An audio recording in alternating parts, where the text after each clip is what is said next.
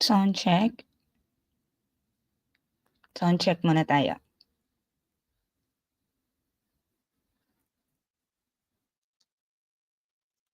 Sound check. Okay. Gumagana siya.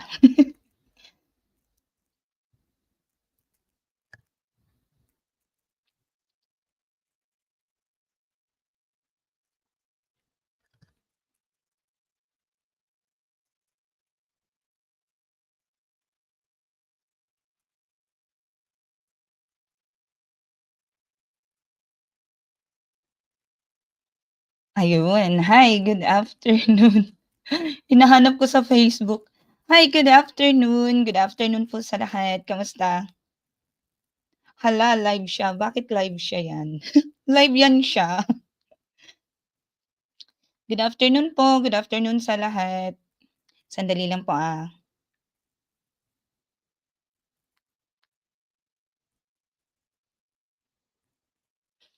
Nawala siya sa aking Facebook. Ayun. Hi, magandang hapon. Kamusta? Kamusta? Hi, good afternoon, Sir Ken. Hi, Nakshi. Kamusta? Na-message mo na ba ang Ma'am Robbie? Na-message mo na? Kamusta? Kamusta? So, this is a free live lecture po. Gen Ed po tayo for today's video. Hi po, kamusta? So, from time to time, we are giving a free lecture on general education and hopefully, maisingit din natin ang Prof. Ed. So sa Prof. Ed, bahala na si Ma'am Robbie dyan. Bahala na si Ma'am Robbie. Hi Ma'am Robbie, kung gising ka at nakikinig ka. Hi sa'yo. Hi sa'yo. Hi Nak.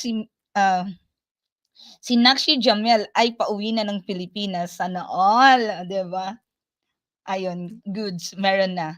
Hi po, good afternoon po sa lahat. So this is just a quick lecture po on general education. So readings in Philippine history po tayo for today's video. Sana ay kapulutan nyo ng aral.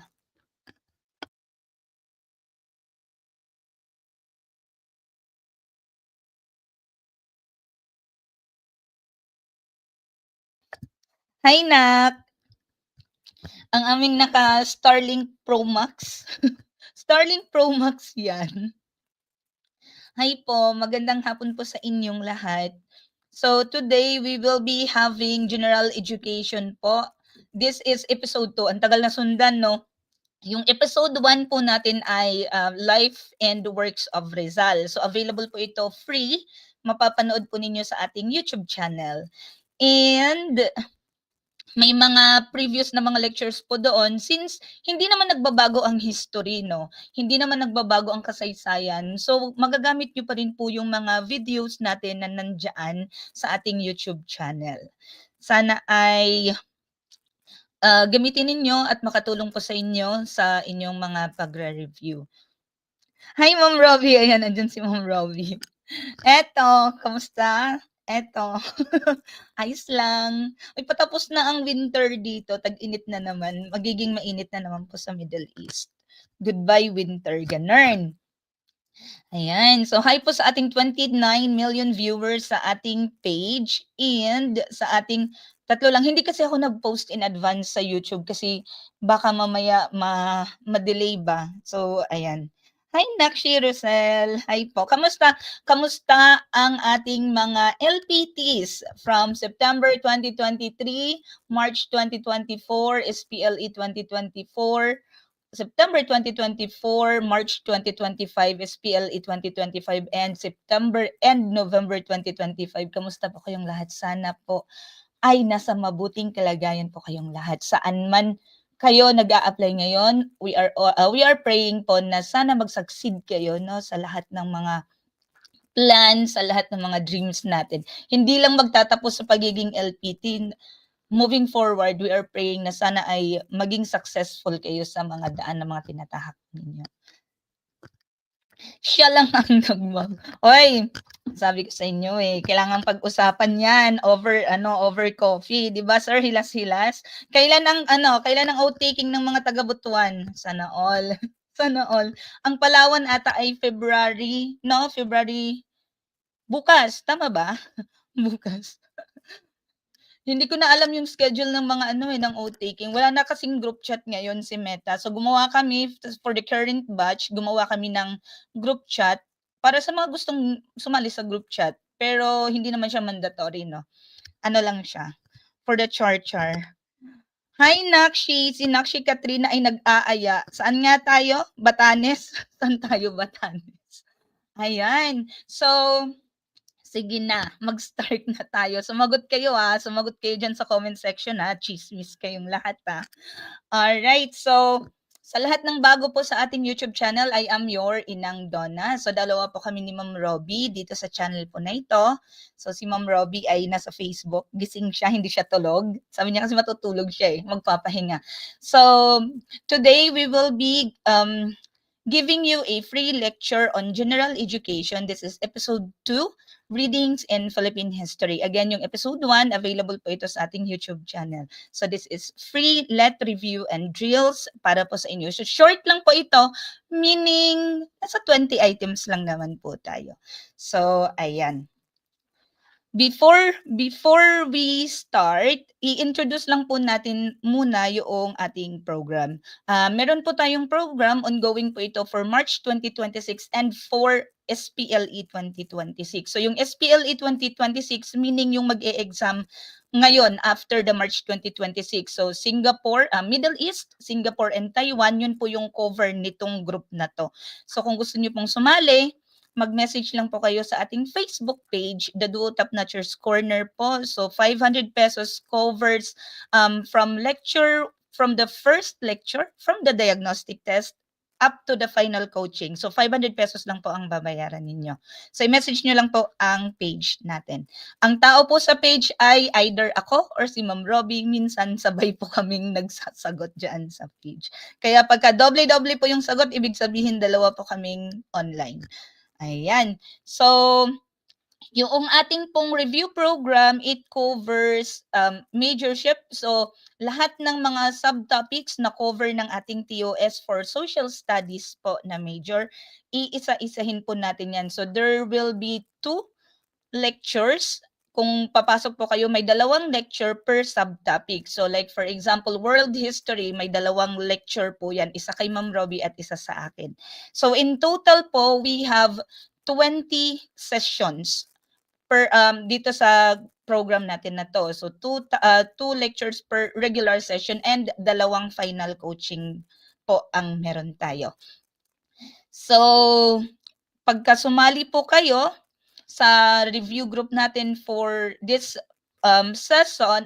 season from October, actually we started October hanggang March 2026, yung mga done and uploaded na po na makikita nyo dito sa inyong mga screen ay available po for rewatch until the end of the season. So ibig sabihin until March katapusan mapapanood niyo po yung lecture na yan. Pero for SPLE po, since kami ni Ma'am Robbie ay mga pusong OFW, dahil mga OFW po kami, we are giving extension sa mga mag-e-exam for Middle East, Singapore, and Taiwan.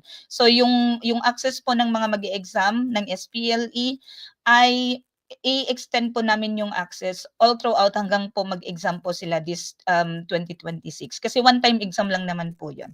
So, ayan. So, updated na po yung schedule natin. Pre-boards po natin is on February 23, 2026 and final coaching will be on Feb 28 and March 1 since March 15 po yung board exam natin sa Pilipinas. Ayan. Okay, and then pagka nag-join po kayo, may free po kami.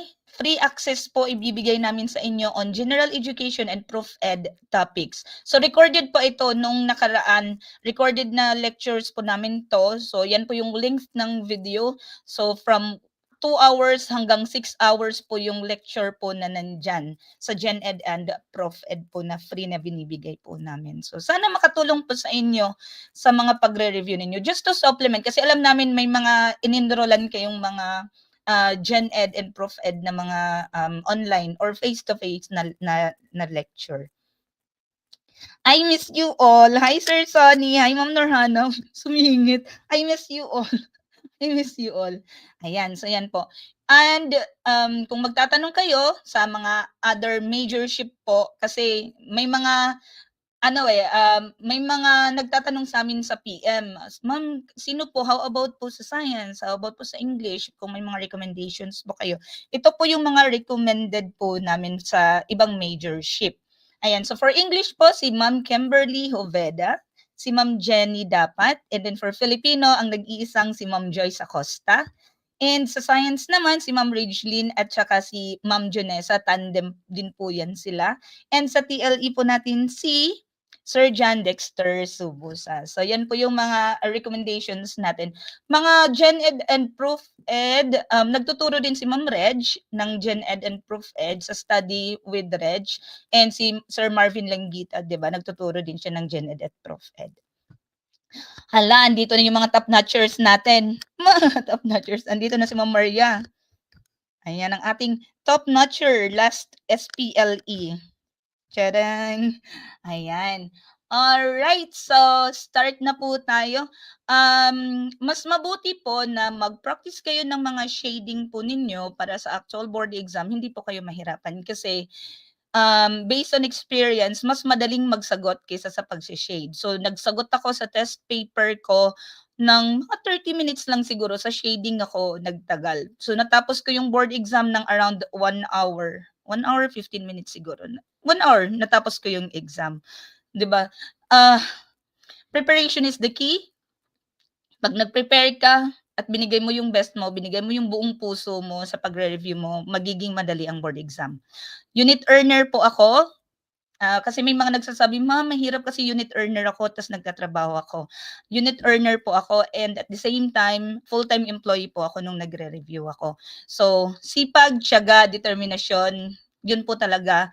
At of course, wag po nating kalimutang manalangin. Mag-pray po tayo kasi wala tayong magagawa kung hindi tayo sasamahan, kung wala tayong guidance galing sa taas. Ayan. Uy, gusto kong mag-pin ng mga comments kaso hindi ako maka-pin ng comments. Hi po, gusto ko kayong i-pin lahat, pin, gano'n. Pin, sarap pin. Ayun. Sana all. Sir Hilas-Hilas, pastel. Pastel ng Camiguin pala, nagpapabili. Hi po, I miss you all. Uy, akala niyo lang, hindi 'to char-char, nami-miss namin kayo. Oo, sa totoo lang. Naaalala namin kayo, na-ano namin, nare-recall namin yung mga pinagsamahan natin. Even yung mga Soksay Panganays, yung September 2023, yun yung kauna-unahang babies namin. Sila yung unang-unang nagtiwala 'no, sa amin. Mga fresh kami ni Ma'am Robby nung mga panahon na yun kasi kakapasa lang namin pero nagtiwala sila. So, thank you so much po sa inyong lahat and nakikita po namin yung mga recommendations ninyo sa Facebook. Thank you so much. Nabubuhay po kami dahil sa inyo and we are continuing na gusto naming makapagbigay pa ng more kasi alam namin sa puso ninyo, naniniwala kayo sa amin. So, hangga't may naniniwala po sa amin, andito pa rin po kami. Alright? So, sige. Magsagot kayo sa comment section na. Puro kayo, I miss you dyan. Sige. Question number 1. Easy lang to kasi Gen Ed. Sabi ng mga, suksay, kasi itong mga nandito sa comment section, mga majors eh.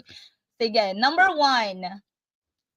The following are reasons why we should study history except A. History helps us understand people and societies. Letter B. Studying history is essential for good citizenship. Letter C. History contributes to moral understanding. Letter D. History does not help us understand change and how the society we live in came to be. Again, the following are reasons why we should study history except A. History helps us understand people and societies. B. Studying history is essential for good citizenship.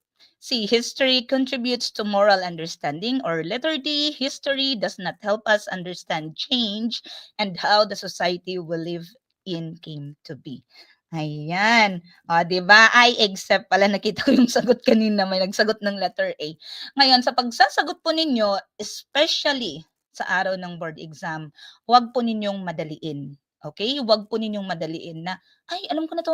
Sagot ka kaagad. Shade ka kaagad. Tapos nung binalikan mo yung tanong, ay, hindi pala. Iba pala yung hinihingi. please, please, wag po ninyong madaliin ang pagsagot ng board exam.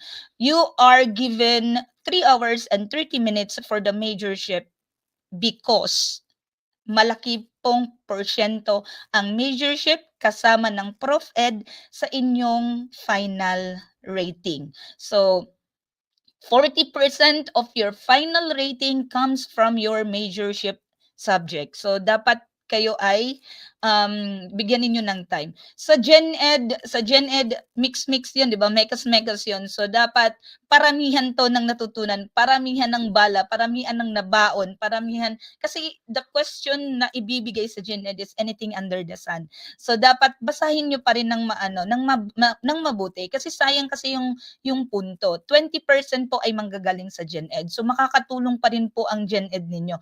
Baka mamaya yung Gen Ed ninyo ang magbigay sa inyo, maglagay sa inyo sa pedestal, maglagay sa inyo sa top, 'di ba? So, anuhin po natin, basahin po natin maigi. So, the following are reasons why we should study history, except, so pagka may test paper na po kayo dyan, bilugan nyo po yung mga importante. Except, so, except pala. So, dapat mali yung yung hanapin ko dito. No, ayan. So, we have to study history kasi ang history, makakatulong to sa atin para intindihin kung bakit tayo nandito at bakit ganito yung pamamaraan ng pamumuhay natin. So, mahalagang pag-aralan natin ng history kasi para malaman natin yung roots natin. Malaman natin kung saan tayo nagmula, 'di ba? So, except letter D. Kasi sabi dito, negative kasi ang sabi ng letter D. History daw does not help us understand change. But when in fact, history help us to understand change and kung paano naging ganito ang society natin. Alright? Thank you so much din po. Ayan. Alright. So, history does not help kasi ang hinahanap po natin ay except. Lahat po ng ito ay tama except for letter D.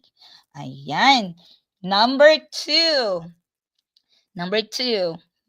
The following are true about the Spanish-American War in 1898, except A. The Spanish Navy fleet guarding the Philippines was defeated by the U.S. Navy under the command of Commodore George Dewey.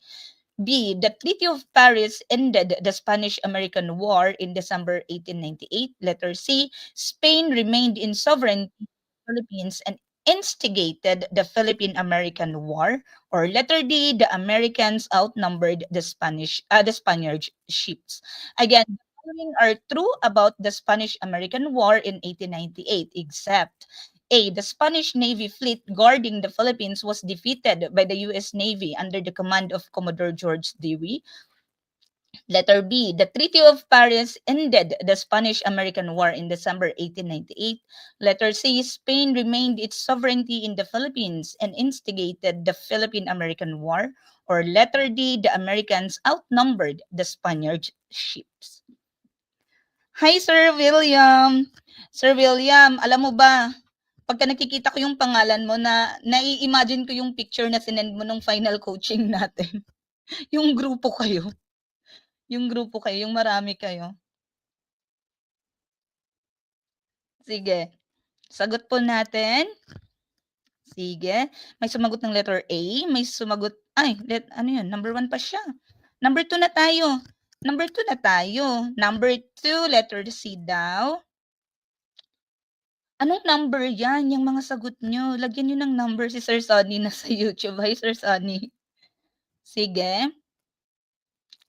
Letter C. Lagyan nyo po ng number yung mga sagot ninyo para mas masaya. Mas masaya. Hi po sa mga nasa YouTube. Magandang hapon po sa inyong lahat. Teka lang. Sige, magsagot lang po kayo dyan. Number 2. Teka lang.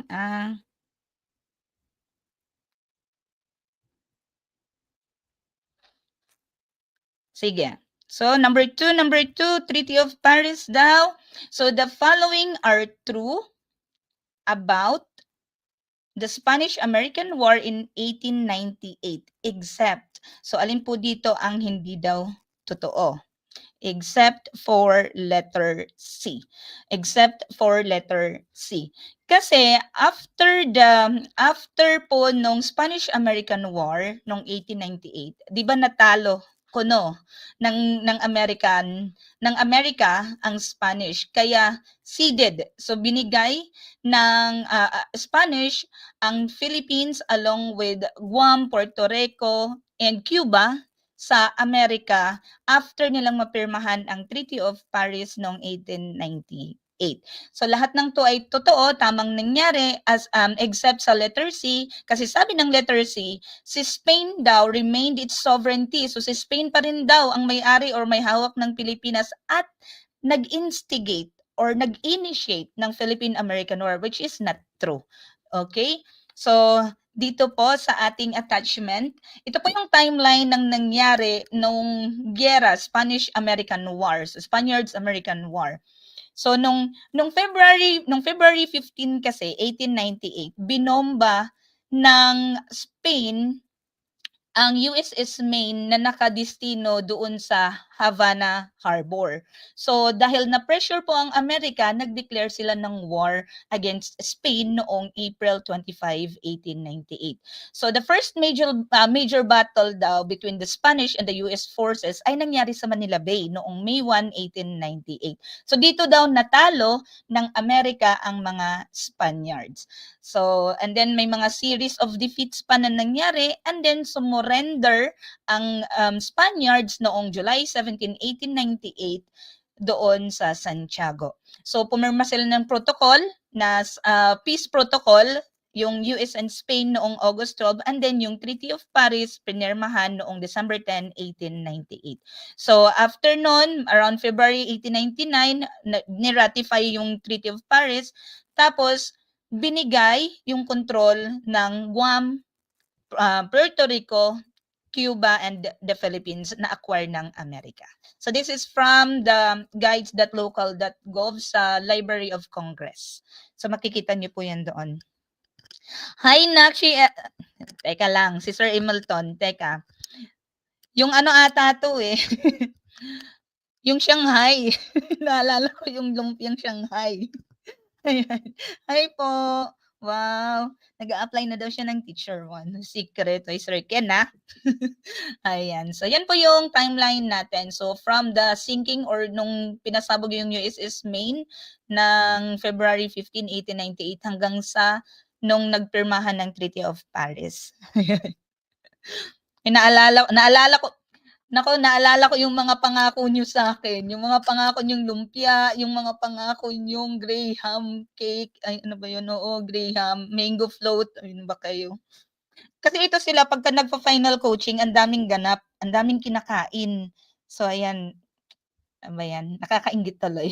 Sige, number 3.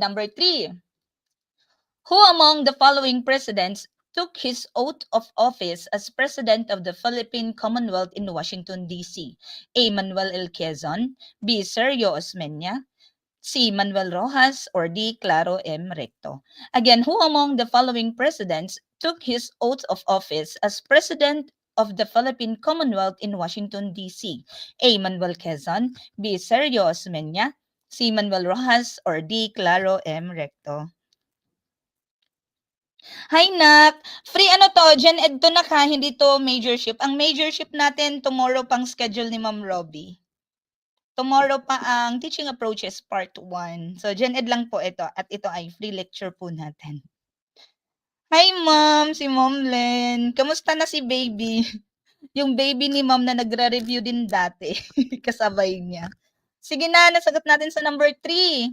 Who among the following presidents took his oath of office as President of the Philippine Commonwealth in Washington, D.C.? A. Manuel L. Quezon, B. Sergio Osmeña, C. Manuel Rojas, or D. Claro M. Recto?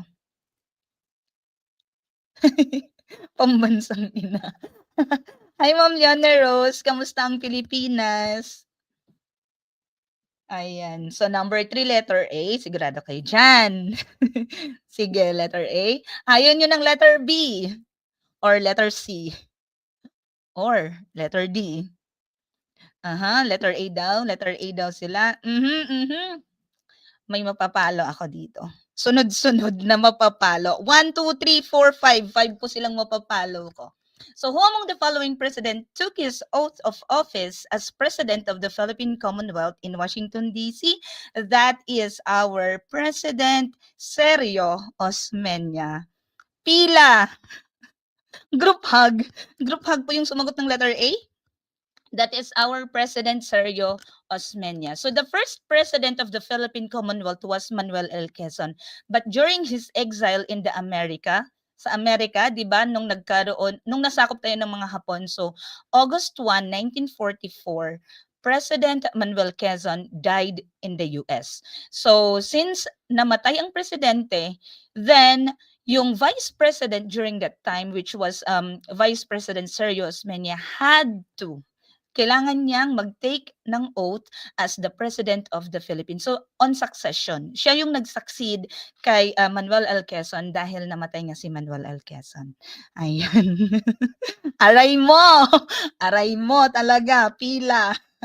Ayan. So, again, the President who took his oath of office as President of the Philippine Commonwealth in Washington, D.C. was Sergio Osmeña. Ayan. So this is a press release. Department of Information and Public, Commonwealth of the Philippines, August 1, 1944, for immediate release. Sergio Osmeña took his oath of office today as President of the Philippines following the death of Manuel L. Quezon this morning. Ayan. So this is from www.philstar.com. Ayan. Okay. Hi po sa nasa YouTube natin, Ivan. Good afternoon. Ayan. All right. Next. Number 4. Which Filipino general, after General Miguel Malbar's capitulation, is considered the last to surrender to the Americans in the Philippine-American War? A. Simeon Ola, B. Macario Sakay, C. Nicolas Capistrano, or D. Nicolas Gonzalez? Again, which Filipino general, after General Miguel Malbar's capitulation, is considered the last to surrender to the Americans in the Philippine-American War? A. Simeon Ola, B. Macario Sakay, C. Nicolas Capistrano, or D. Nicolas Gonzalez? Number 4, write your answers. Alam, may nakita akong answer, binura. Ay, naka 500 Mbps ako. Matanglawin. Matanglawin. Sige, nawawala yung sagot. Number 4, the letter B. Sige. Ano pong sagot ng iba? Number 4, letter A. Number 4, letter B. Ayaw nyo ba ng letter C or letter D? Bakit ayaw nyo pumili ng letter C or letter D? Simeon Ola. Sabi ni Ma'am Aizen Sumalpong. Hi po. Ayan. So, after General Miguel Malbar's capitulation, so that's around 1 year and kasi sumuko si General Miguel Malbar on 1902, April 1902. So around April 15 or 16, 1902, sumuko si General Miguel Malbar.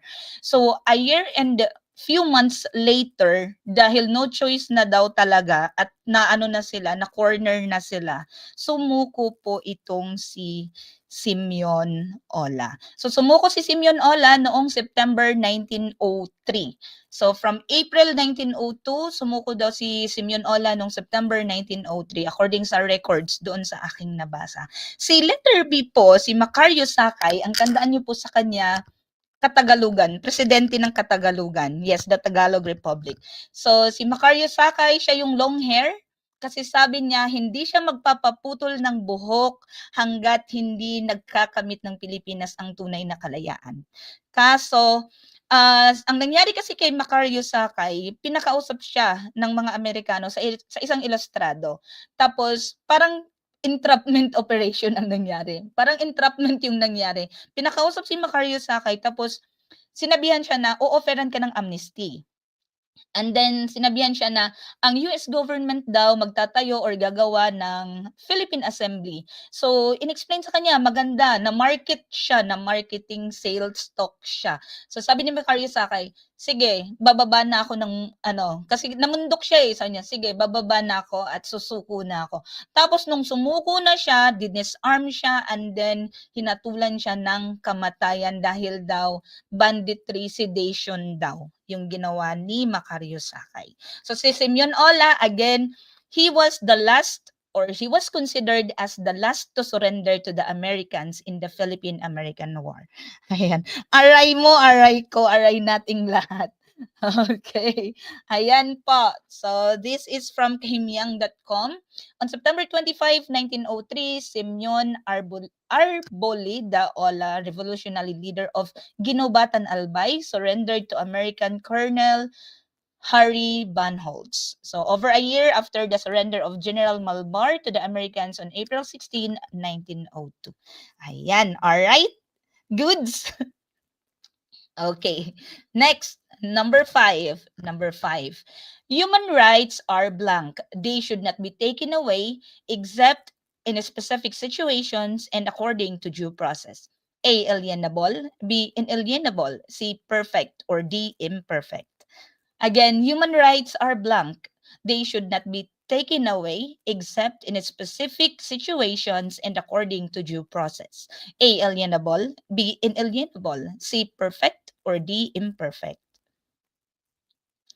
Ayan. Okay. Number 5. Hala ka diha, ayaw na nilang magsagot. Hala ka diha daw, ayaw na nilang magsagot. Ano pang sagot natin? Number 5, letter B. Ayan. Letter B daw. Natulog ka ba, nak? Jomi Bell. Okay, inalienable daw. Letter A, alienable.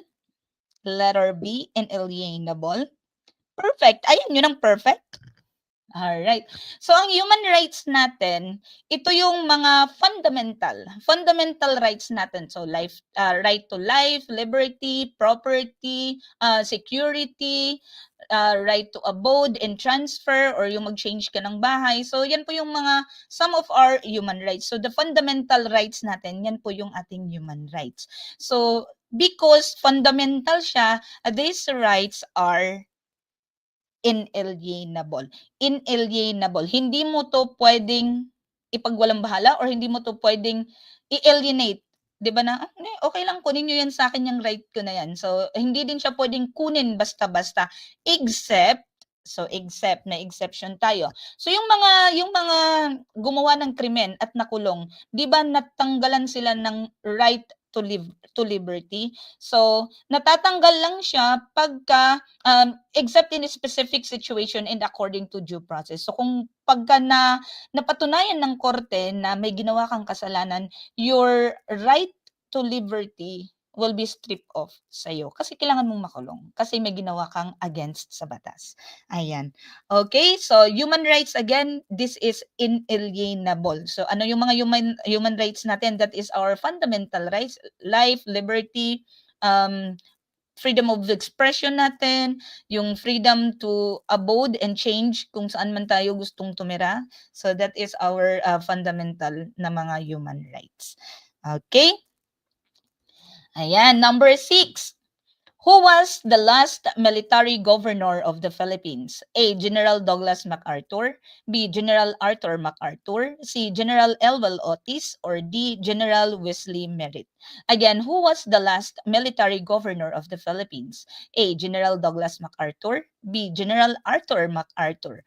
Letter C. General Elwell Otis. Or letter D. General Wesley Merritt. Number 6. Tag your friends. Mention your friends. Free po ito. Free po itong lecture natin. So, kahit sino pwedeng mag-join. And this is general education. Number 6, letter A. Number 6, letter B. Letter A. So, maglalaban ang magtatay ngayon. Maglalaban po silang dalawa. Letter A, letter B. Singitan nyo naman ng iba. Bakit paglalabanin nyo yung magtatay? Mag-aaway yung magtatay ba? Kaya hindi ko ginagamit yung ano tawag nito, yung MOM, hindi ko ginagamit yung MOM kasi parehas silang MacArthur, 'di ba? Parehas silang MacArthur. So, dito pwede natin gamitin MOA, 'di ba? So ang first, meron kasi tayong tatlong gobyerno nung panahon ng under tayo ng mga Amerikano. First was the military government, and then second is the civil, and then next was the Commonwealth. So MCC. So ang military governor ng Pilipinas, tatlo sila. Si Merit, nauna si Merit, pangalawa si Otis, and last ay si MacArthur. Arthur MacArthur. Ayan. So si Arthur MacArthur po ang tatay, siya po yung last na military governor of the Philippines. So kung gagamit kayo ng mga acro-names, MOA na lang kaysa MOM kasi parang maliligaw kayo pag MOM, parang madadamay nyo si Douglas. Si Douglas MacArthur po, siya po yung binansagan, or he was named as the Lieutenant General of the USAFE noong 1941, nung panahon ng nasakop tayo ng mga Hapon.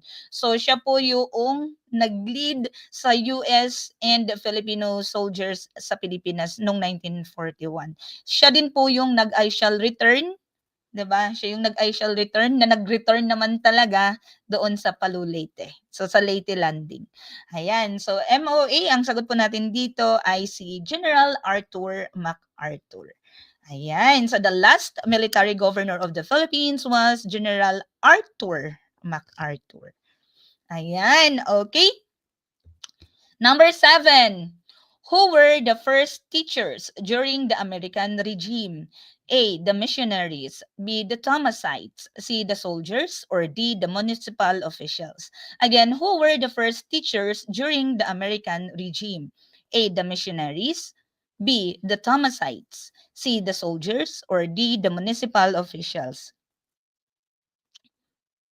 Hi, Sir Eugene. Number 7. Number 7, letter B daw. Sige. Number 7, letter B.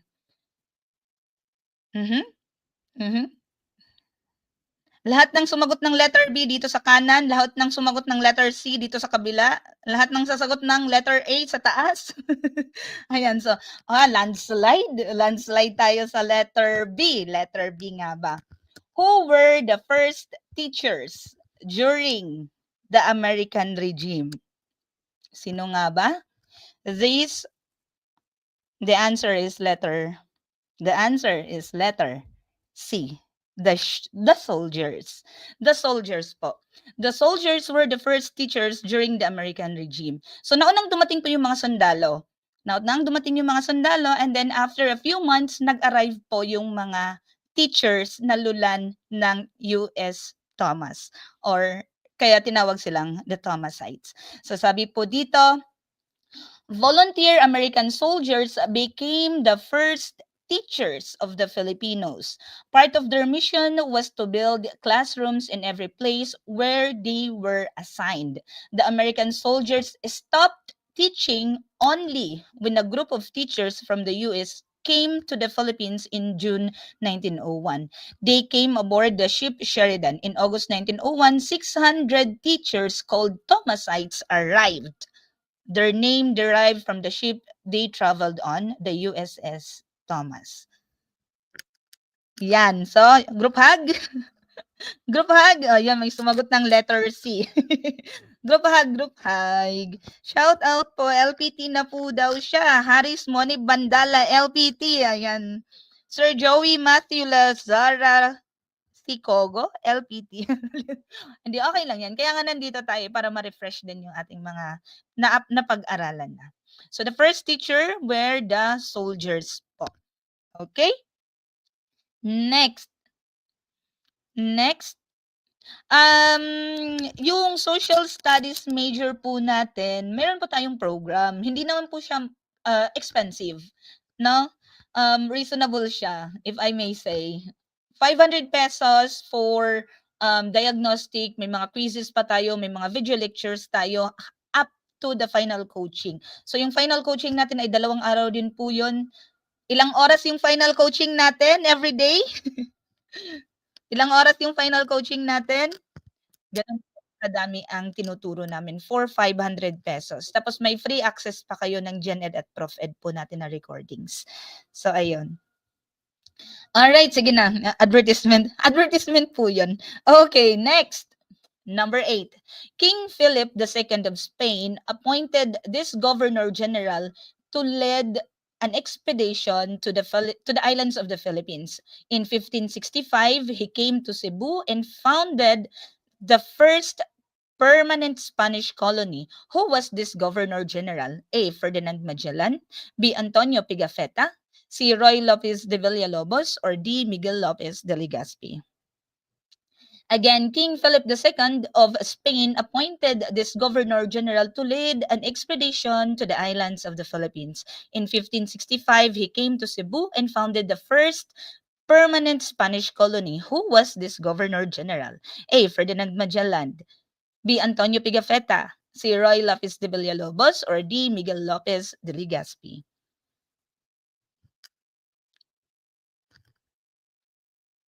Sabi ni Sir Gilbert, kayang-kaya humabol, promise. Pag nag-enroll kayo, kasi madali lang intindihan. Thank you so much. May mga free lectures po kami na nasa YouTube for majorship, pero ang pinaka masinsinan natin na lecture po ay nasa exclusive group.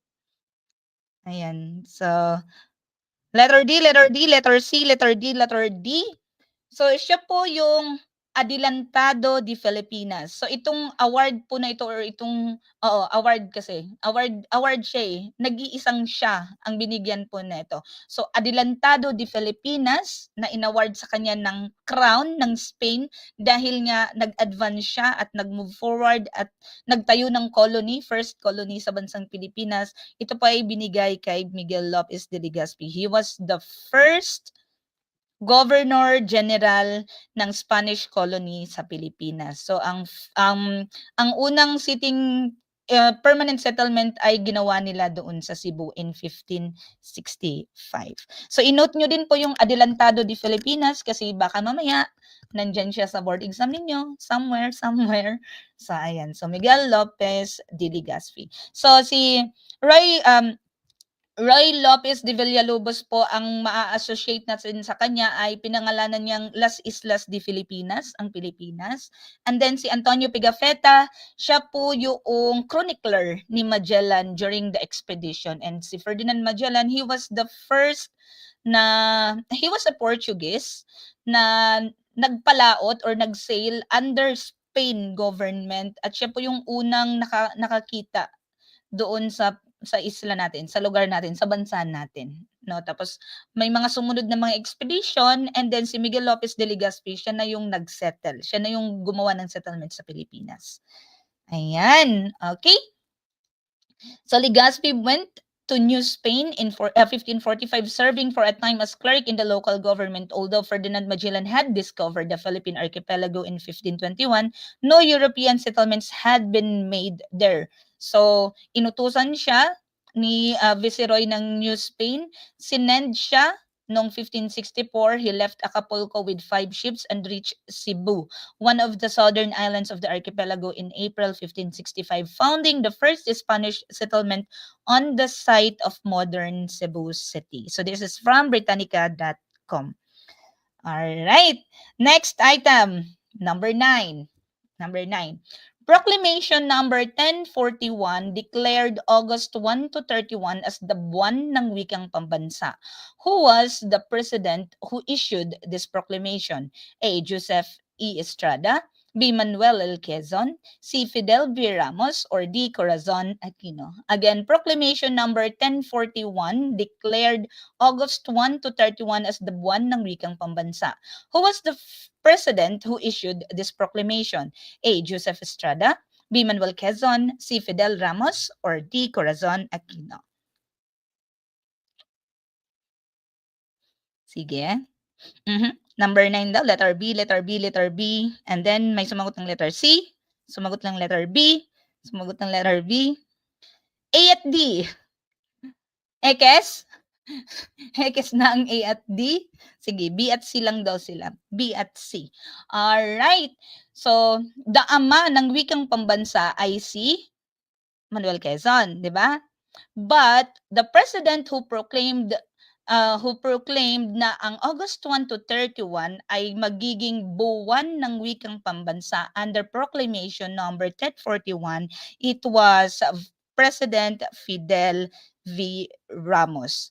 Fidel V. Ramos was the president who issued Proclamation number 1041 declaring August 1 to 31 as the buwan ng wikang pambansa. Kaya buong buwan ng Agosto, 'di ba, barutsaya kayo diyan sa Pilipinas, naiinggit ako. Naiinggit ako. Inggitera, inggitera ka te. Ayan, so again, Proclamation 1041 declared August 1 to 31 as the buwan ng wikang pambansa. It was issued by Fidel V. Ramos. Ayan po yung ating proklamasyon bilang 1041, July 15, 1997. Nagpapahayag ng taunang pagdiriwang tuwing Agosto 1 hanggang 31 bilang buwan ng wikang pambansa. Signed, Fidel V. Ramos. Ayan. Oy, si DI. Oh, si Jude. Si Jude. Ayan. Alright, next item. Next item, number 10. Which Philippine legislature formally designated June 12 of every year as the date on which we celebrate the Philippine independence? A. Proclamation number 1081. B. Proclamation number 28. C. Republic Act 4166, or letter D. Proclamation number 265. Again, which Philippine legislature formally designated June 12 of every year as the date on which we celebrate the Philippine independence? A. Proclamation number 1081. B. Proclamation number 28. C. Republic Act 4166, or letter D. Proclamation number 265.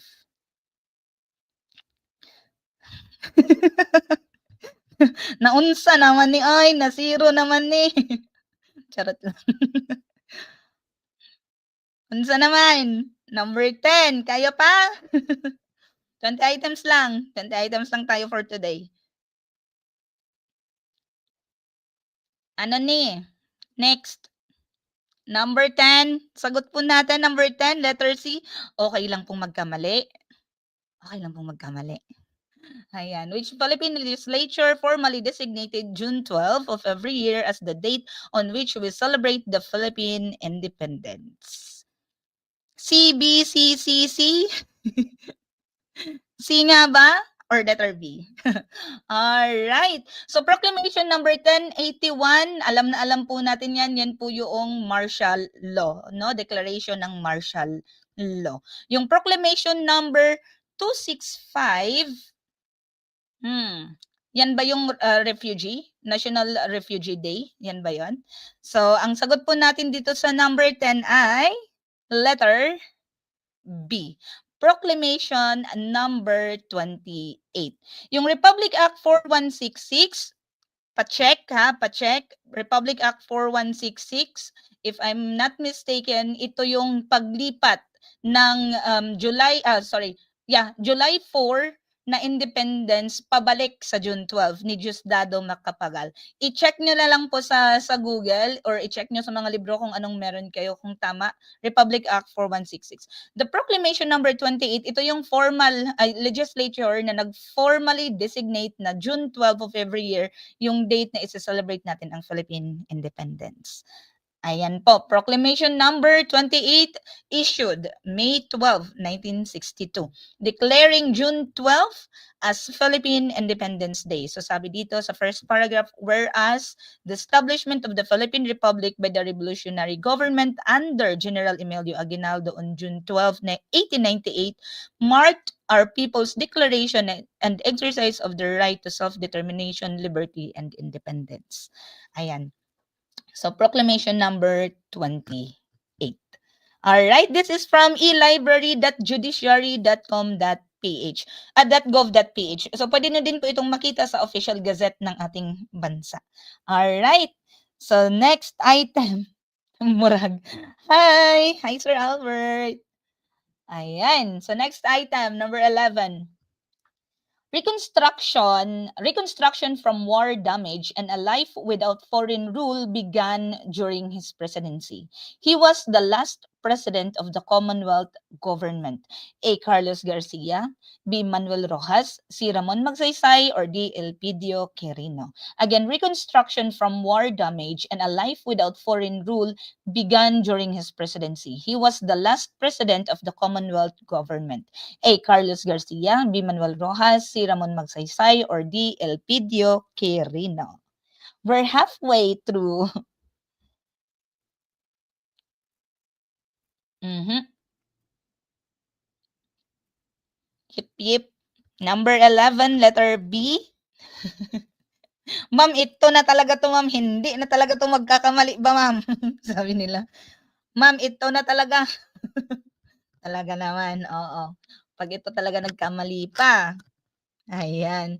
So, the last president of the Commonwealth government, the reconstruction from war damage and a life without foreign rule began during his presidency. This is our, of course, Manuel Rojas. Manuel Rojas. Ayan, very good. Hindi man talaga magkamali sa number 11 ba?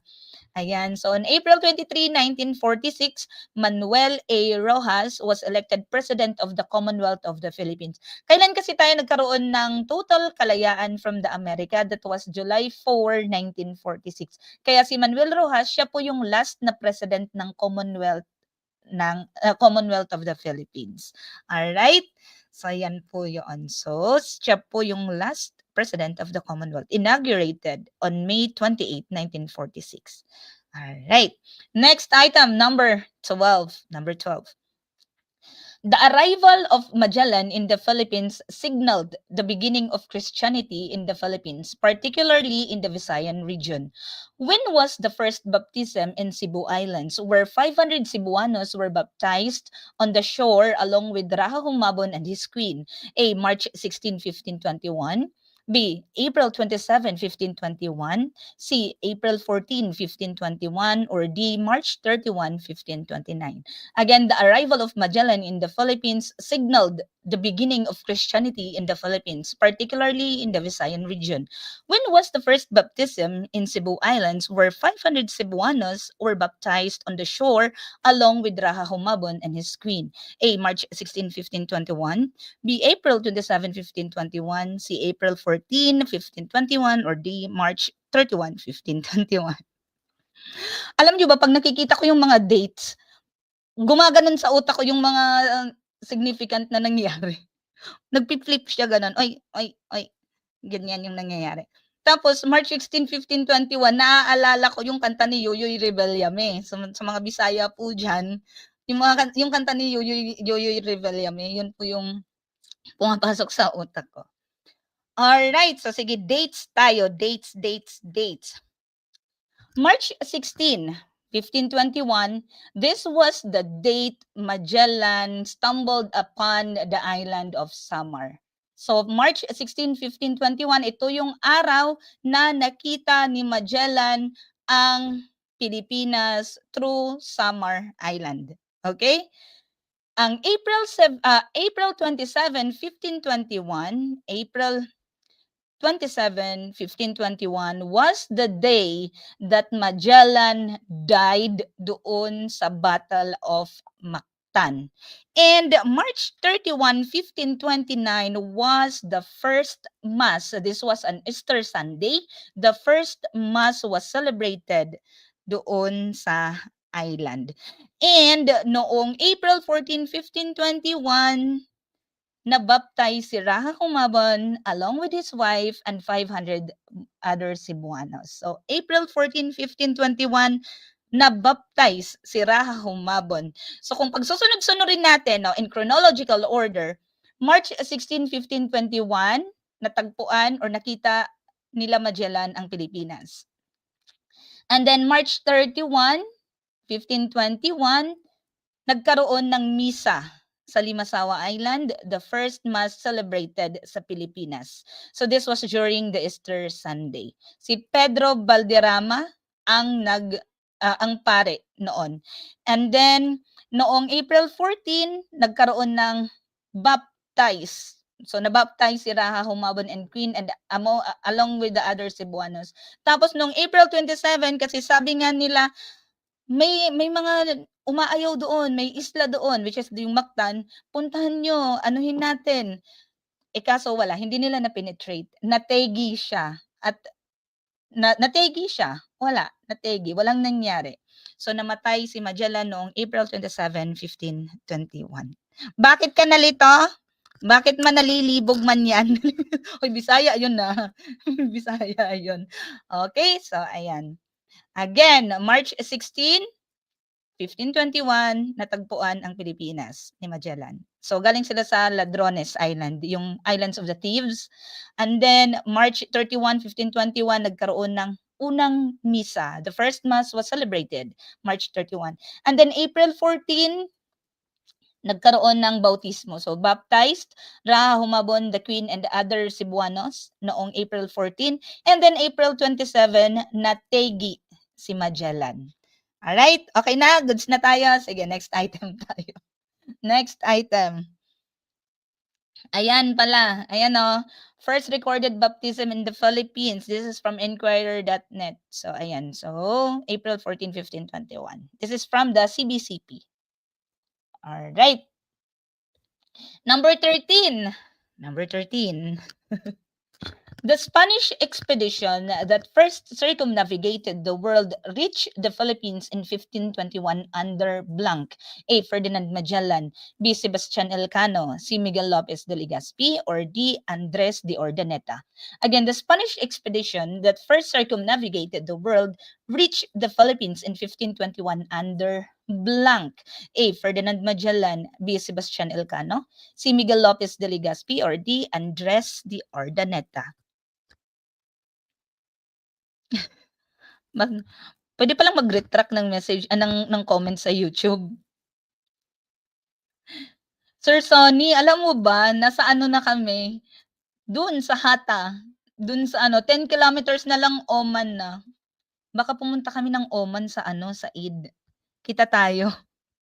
Kita tayo. Sabi doon 10 kilometers to Oman. Road trip. Road trip to the moon tayo. Ayan. So, letter A, very good. Wala nang sumagot ng Elcano. Spanish expedition kasi ang hinahanap.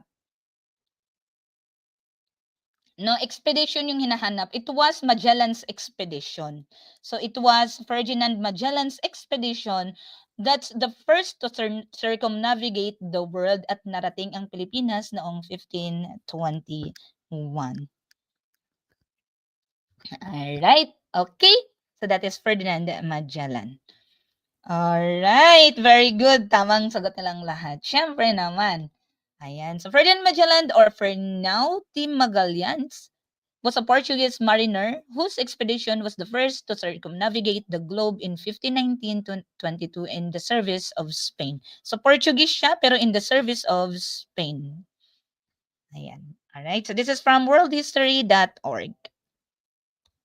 Number 14. Japan attacked the Philippines just hours after the bombing of blank. A. Midway, B. Pearl Harbor, C. Guam, or D. Gettysburg. Again, Japan attacked the Philippines just hours after the bombing of blank. A. Midway, B. Pearl Harbor, C. Guam, or D. Gettysburg. Okay lang po. Nagso-sorry siya. Okay lang. Hindi na na-amaze ako. Pwede palang mag-retract mag-retract ng comment sa live sa YouTube. I'm 2 days old. I'm 2 days old. Hindi na kasi ako nagko-comment sa YouTube ng live pala. Ayan. Alright. So, BB boy, BB girl. Ayan. May mga bagong pangalan akong nakikita. Mga ano po ba kayo? Gen Ed or ibang majors? Gen Ed daw. Oo, 'di ba elementary Gen Ed? Ayan, or ibang major siguro. Hi po sa inyong lahat. Magandang hapon po sa inyong lahat diyan. Alright, so Japan attacked the Philippines. So like, inatake nila ang Pearl Harbor and then ginapang nila ang Pilipinas right after. So ilang oras lang, I think 17 hours after they attacked the Pearl Harbor, ginapang nila ang Pilipinas at nasira nila ang Pilipinas. Hi Ma'am Bell, magandang hapon po. I miss you all. Totoo, promise, walang joke, walang char-char.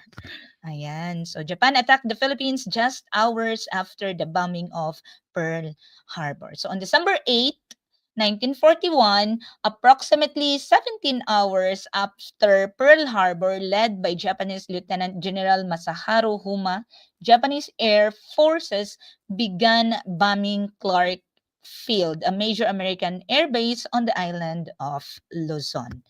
Ayan. So, this is from pacificatrocities.org. Number 15. Which group became known for anti-Japanese resistance in Central Luzon?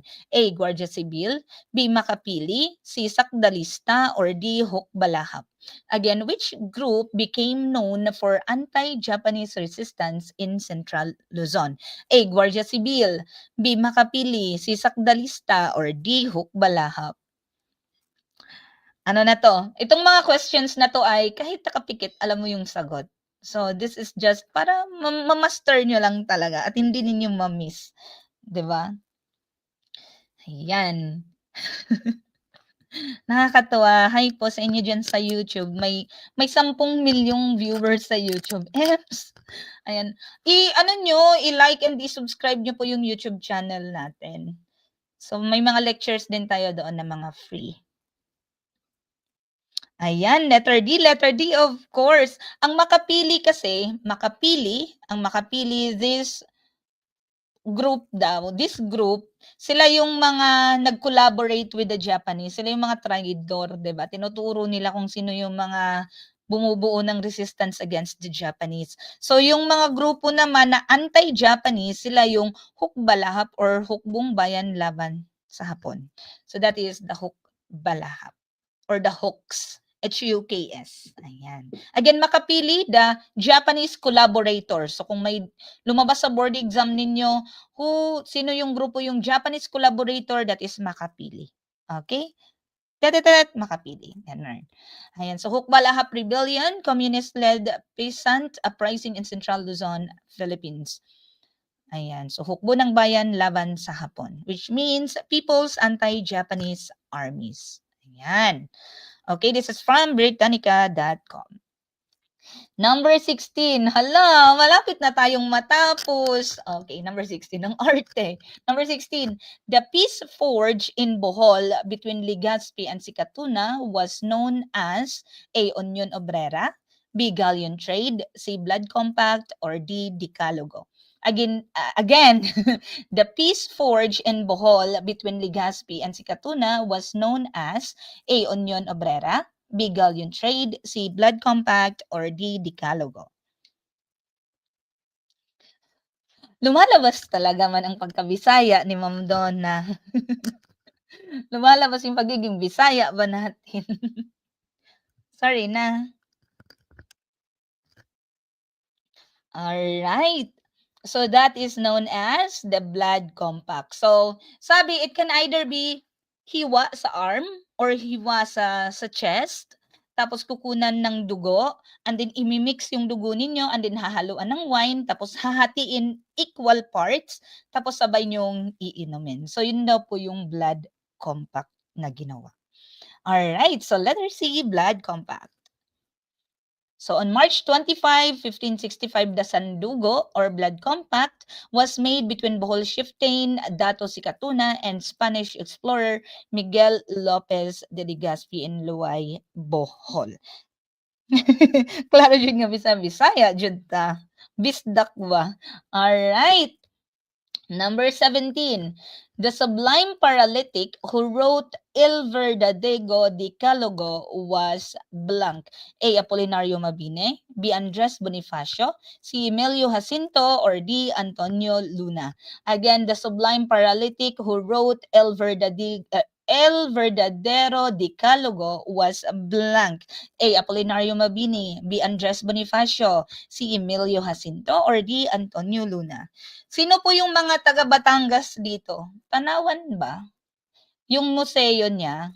Sino po taga Batangas dito?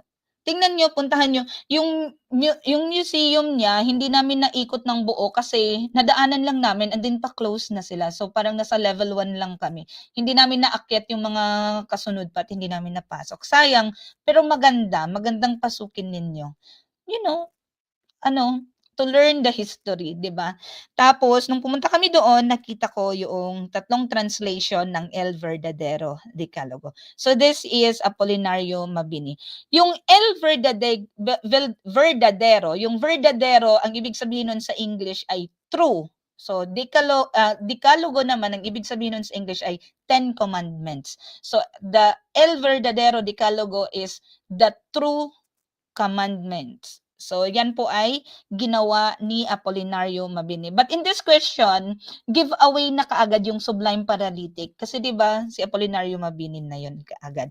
Meron ding dekalogo na ginawa si Andres Bonifacio, pero kung ang hinahanap po diyan, kung walang sublime paralytic na nakalagay sa question, ang hinahanap ay true decalogue or totoong decalogo or El Verdadero Decalogo, automatic kay Apolinario Mabini po yan. So doon sa museum, makikita nyo po itong tatlong to, English, Spanish, and Tagalog na translation. Ayan. So the true Decalogue, El Verdadero Decalogo, or ang tunay na 10 utos ng Diyos, yan po ay kay Apolinario Mabini. Yung kay Andres Bonifacio naman, Decalogo lang po siya. So ito yung duties of the sons of the people or ng mga membro ng katipunan. So yan po yung kay Andres Bonifacio. Kay Andres ito ay ang hirap magsulat. Ang hirap magsulat. Andres Bonifacio. Hay. Ayan. Okay? So that's it. Number 18. What was the first Philippine Republic? A. The Republic proclaimed under the Japanese-sponsored Constitution. Letter B. The Republic proclaimed in Malolos. C. The Republic of the Philippines proclaimed in 1946. Or letter D. The Republic proclaimed in the 1935 Constitution. Again, what was the first Philippine Republic? A. The Republic proclaimed under the Japanese-sponsored Constitution. B. The Republic proclaimed in the Malolos. Letter C. The Republic of the Philippines proclaimed in 1945. Or letter D. The Republic proclaimed in the 1935 Constitution.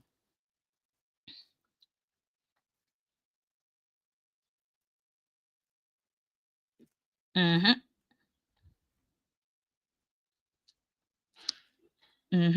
Letter B. Proclaimed in Malolos daw. Proclaimed in Malolos. So, Fifth Republic na tayo ngayon, no? Fifth Republic na tayo ngayon. So, ang First Republic was the Republic proclaimed in Malolos. The Republic proclaimed in Malolos. Ayan. So, this is back in 1899. 1899. So, this is the first Philippine Republic. So, if I'm not mistaken, ang first ay yung sa Malolos. Ang second ay yung Commonwealth. Ang third ay the Japanese-sponsored na republic. And then fourth ay yung 1981 na republic, yung kay Marcos Sr. And then Fifth Republic, ito na yung republic natin ngayon nakasabay ng 1987 Constitution. Pero kung Constitution ang pag-uusapan, meron po tayong 6 na Constitution. Meron tayong 6 na Constitution. First was the Constitution na ginawa noong 1899 sa Malolos. Second was the Commonwealth Constitution noong 1935. And then third ay yung 1943 na constitution during the Japanese-sponsored na government natin. And then fourth ay yung 1907 First is noong 1899, 1935 yung pangalawa. Next is 1943. Sumunod ay 1973. Tama ba? 1973? Tulungan niyo ako. Tulungan niyo ako. Nakalimutan ko yung kasi pang-anim yung Freedom Constitution natin ng 1980. Tama. Sorry. Nilito ko yung sarili ko. 6, 'di ba? 6 na constitution. 6 na constitution meron tayo. So first, Malolos Constitution noong 1899, second constitution noong Commonwealth 1935, and the next is 1943, yung Japanese sponsored. Next is yung 1973 na constitution. Panglima po yung ating Freedom Constitution, which is the transition na constitution noong 1986, and then pang-anim, ito po yung 1987 constitution natin. Tama? Goods. So yun po yung 6 na constitution natin. So the constitution, we have 6 constitution, pero yung republic natin 5 republics po meron tayo. All right. So ayan. So okay. Goods tayo. So the first Philippine Republic was the republic proclaimed in Malolos. Pero saglit lang po itong Malolos Republic natin. So it ended in 1901 nung nahuli si Emilio Aguinaldo sa Palanan, Isabela. All right. Ayan. So, January 23, 1899, the first Philippine Republic, also known as the Malolos Republic, was inaugurated in Malolos, Bulacan with General Emilio Aguinaldo as president. All right. Number 19. Oh my gosh, last 2 na lang. Number 19. The execution of Gamborza in 1872 was linked to which event? A. Cavite Mutiny. B. Cry of Balintawak. C. Pact of Biak na Bato, or letter D. La Liga Filipina. Again, number 19. The execution of Gamborza in 1872 was linked to which event? A. Cavite Mutiny. B. Cry of Balintawak. C. Pact of Biak na Bato, or D. La Liga Filipina. Ay, ay ano yun?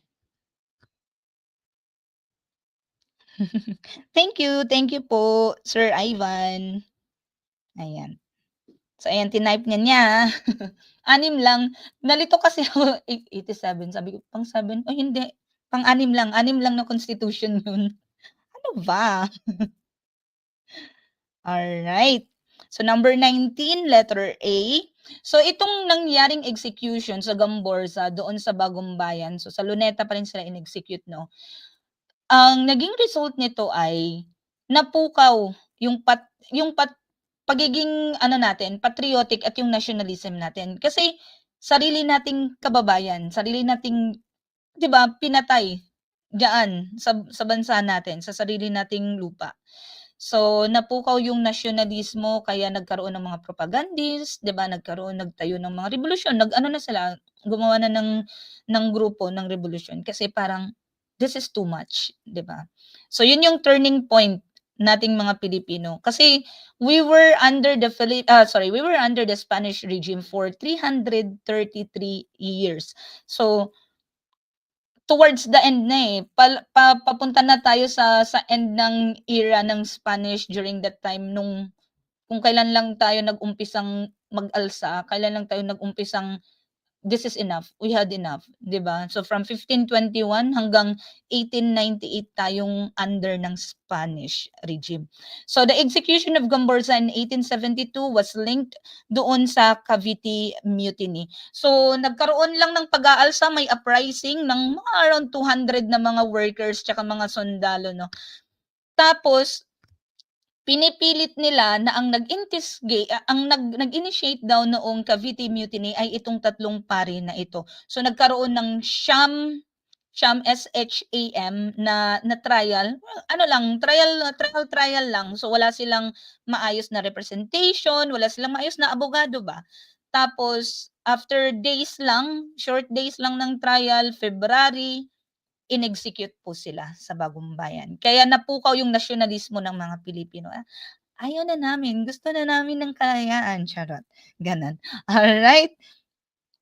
Okay. Ayan. Ikaw 'to. Anong kinito, ma'am? Ayun. Okay, si Ma'am Rona. Hindi, si Ma'am Rona kasi nagtanong. So, inano ko lang kasi baka malito kayo doon sa ano, republic tsaka sa constitution. So, 5 republics, 6 na constitution. Ayan. Alright. So, Cavite Mutiny po ang maililink natin doon sa execution ng Gamborza noong 1872. Alright, last and final item. Ang sad. Tomorrow sa exclusive group natin, part 1, teaching approaches Si Ma'am Robbie po ay magtuturo. Tomorrow. Wag kayong a-absent. Ayan. So, our last item ay ito pala muna. Cavite Mutiny, January 20, 1872. Brief uprising of 200 Filipino troops and workers at the Cavite Arsenal, which became the excuse of Spanish repression of the embryonic Philippine nationalist movement. So, ironically, the harsh reaction of the Spanish authorities served ultimately to promote the nationalist cause. So, mas na ano tayo na, sige, mag-alsa na tayo. Itigil na tong kalokohan na to, ganun. Alright. Last item for today. Thank you so much po sa mga nagstay hanggang ngayon. Hi po sa ating 56 viewers sa ating page and 7 million sa ating YouTube. Ayan. Alright, number 20. During the Spanish regime in the Philippines, there were Europe-educated Filipinos who belonged to affluent middle-class families called A. Obrero, B. Mestizos, C. Propagandist, or D. Ilustrados. Again, during the Spanish regime in the Philippines, there were Europe-educated Filipinos who belonged to affluent middle-class families called A. Obrero, B. Mestizos, C. Propagandist, or D. Ilustrados. Again, sa mga enrolled po sa ating exclusive group, mag-ano kayo bukas manood kayo, mag-join kayo sa live ni Ma'am Robbie. Mamaya, mag-baby time kayo kasi, Ma'am, Sunday kasi family day, tapos jowa ang kasama, talaga naman, oo. Unahin nyo yan, sige. Ayan, so for our last item, letter D, di ka magsisisi. Letter D is the answer. Ayan. So, pag may nakita kayo sa actual board exam, Europe educated, 'di ba? Belong to affluent middle class family, sila yung ilustrado. So, sino-sino ba yung mga examples natin ng ilustrado? Syempre si Jose Rizal, 'di ba? Sino pa? Yung mga nag-aral sa Spanya, sa Madrid. So, sila po yung mga ilustrados. Ayan.